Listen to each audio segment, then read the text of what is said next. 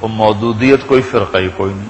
مولانا مودودی صاحب رحمۃ اللہ علیہ نیک آدمی تھے، اچھے عالم تھے، کوئی الگ فرقہ نہیں بنایا، کوئی الگ انہوں نے کوئی فقہ نہیں لکھی، کوئی الگ اپنا اجتہاد نہیں کیا.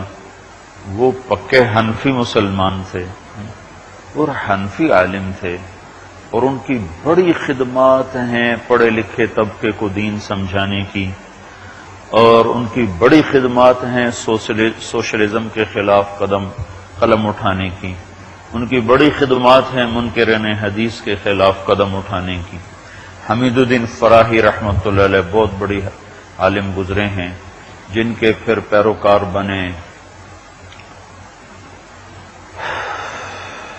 وہ امین احسن اصلاحی صاحب، اور اصلاحی صاحب کے پیروکار ہیں آج کل کے وہ غامدی صاحب، اور وہ بالکل ہی آؤٹ ہو چکے ہیں. تو حمید الدین فراہی صاحب بڑے عالم تھے.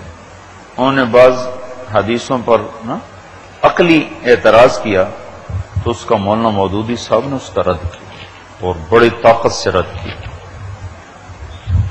پھر حضرت تھانوی کے مواعظ پڑھو، حضرت تھانوی کے مواعظ پڑھو، عام آدمی کے لیے استفادے کی کوئی اس میں شکل نہیں. وہ اتنی پیچیدہ اور علمی زبان ہے کہ لگتا یہ تھا کہ حضرت تھانوی کے سامنے اکثر علماء ہوتے تھے یا عوام بھی ایسے تھے جن کا علمی ذوق شعور بیدار تھا، اور ہوگا کہ وہ یو پی کے لوگ تھے. ہمارے تو لوگ اردو نہیں سمجھتے تو اصطلاحات کیا سمجھیں.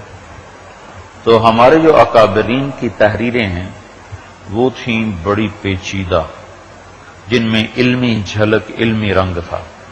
پہلے شخص ہیں مودودی صاحب جنہوں نے دین کو عام فہم انداز میں پیش کیا اور لوگ اس کو سمجھے.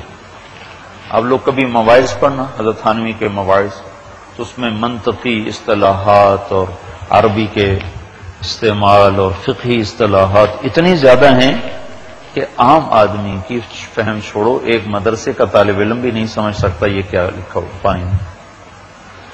تو مودودی صاحب کی ایک بہت بڑی خدمت ہے کہ انہوں نے سوشلزم کا تعاقب کیا بڑے خوبصورت انداز میں.